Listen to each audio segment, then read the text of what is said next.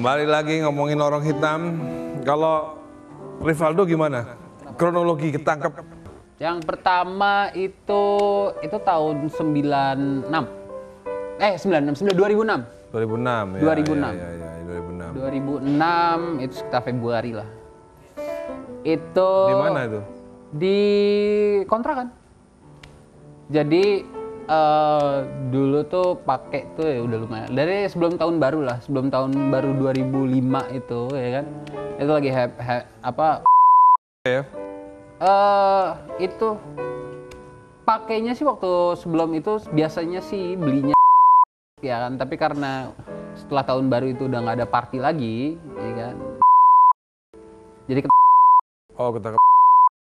itu ketangkepnya itu gara-gara ada salah seorang ya anak-anak yang sekitar situ gitu, yang biasanya jadi kurir itu udah nggak jadi kurir lagi.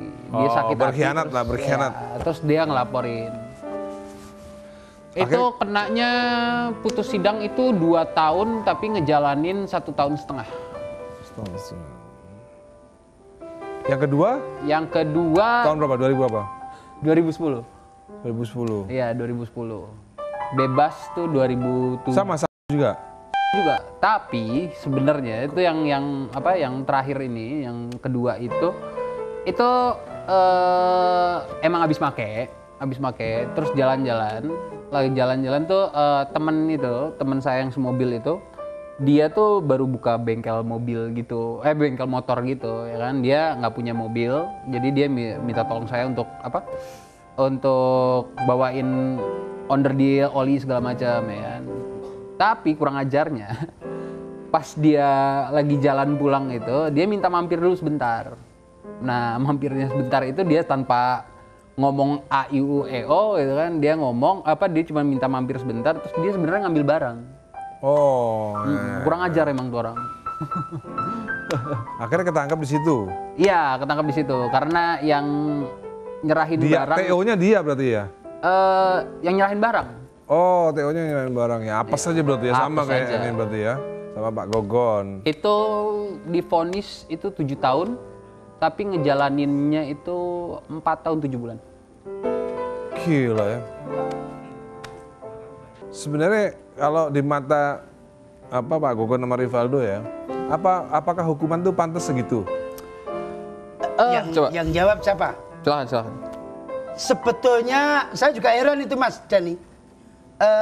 Seberapa sih memperjuangkan jabatan dia sebagai hakim atau mungkin sebagai aparat? Sebatas mana sih kekuasaan dan kebanggaan dia kalau sudah nangkep orang? Yang apalagi kayak saya kemarin, yang barangnya nggak ada, barang buktinya nggak ada, tapi hukumannya terbanyak. Nah itu kita heran, bangganya itu seberapa sih kalau sudah nangkep memenjarakan orang seperti saya, kan gitu. Menurut saya sih nggak adil lah. Ya nggak adil. Nah, kok bangga banget sih menjebloskan saya, kok suka banget kalau memenjarakan saya. Istilahnya keuntungannya apa dia, saya juga nggak ngerti itu. Itulah makanya perlu kayak gitu tuh, saya juga bingung. Udah terserah, kita serahkan aja. Aku terakhirnya ya mungkin ini takdir saya gitu aja. Iya, saya semoga yang membuat takdir saya ini jelek cepat meninggal dunia semua, saya sampai gitu. Kalau iya. Namanya orang kalau udah ini kan ya rasa jengkel ada, rasa protes ada, berontak. Waktu di dalam penjara itu, di dalam tahanan penjara itu, di sel itu, ketemu lagi nggak sama narkoba lagi di situ? Oh ya enggak lah, kita udah kayak semacam janji ya. Udah kayak sudah janji sendiri. Makanya saya saya berpendapat bahwa narkoba itu mau direhab kayak apa, nggak bakalan bisa sembuh. Kamu jangan narkoba ya, nanti tak bayar 100 juta. Belum tentu bisa sembuh kalau nggak dari hati. Nah kalau saya dulu memang dari niat, dari hati kita memang sengaja menjauh, Ya udah. Meskipun di dalam penjara tuh ada yang jual, ada yang ada. Saya sempat ditawar-tawarin, tapi saya kan udah. Karena apa? Karena itulah yang membawa saya ke sini. Jadi kita udah ini. Di dalam penjara ada yang nawarin. Sempat ada itu. Nggak tahu dari mana kita nggak Oh, ngerti. Rivaldo ada. Kenapa? Di penjara ada yang nawarin gitu juga. Ada. Ada ya. Ada. Gini loh, dengar kan kasus-kasus kemarin yang ada bikin pabrik di dalam?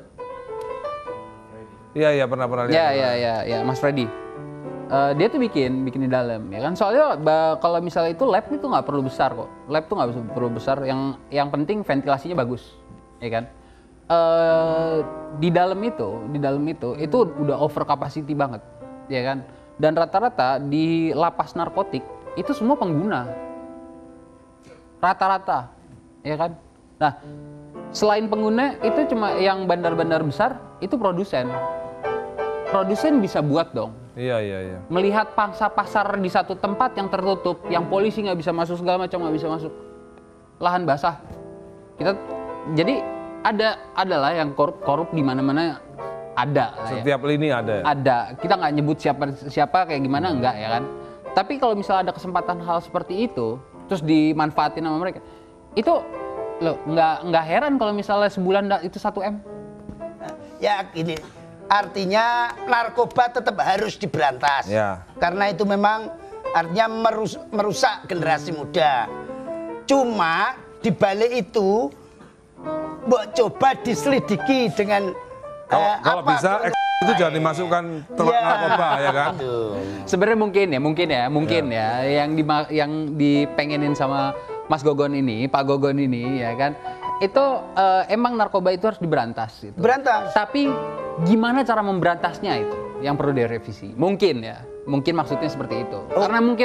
Karena kalau misalnya kita ngelihat cara memberantasnya itu seperti ini, itu penjara nambah.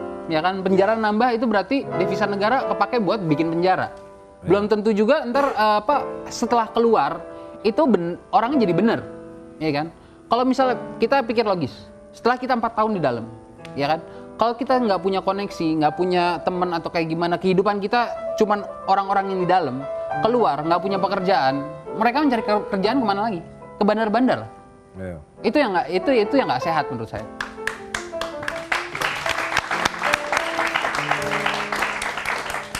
Yang paling nggak sehat lagi,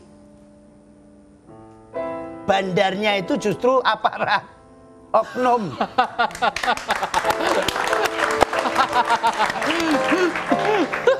Jadi kalau orang BNN atau Polda Metro ya yang pengen butuh informasi ya silakan hubungi Pak Gogon ya. Iya kan? Bener kan? Iya, nggak, maksudnya kan gini. Narkoba itu perlu diberantas. Iya. Ya kan? Tapi berantas di luar itu lebih gampang.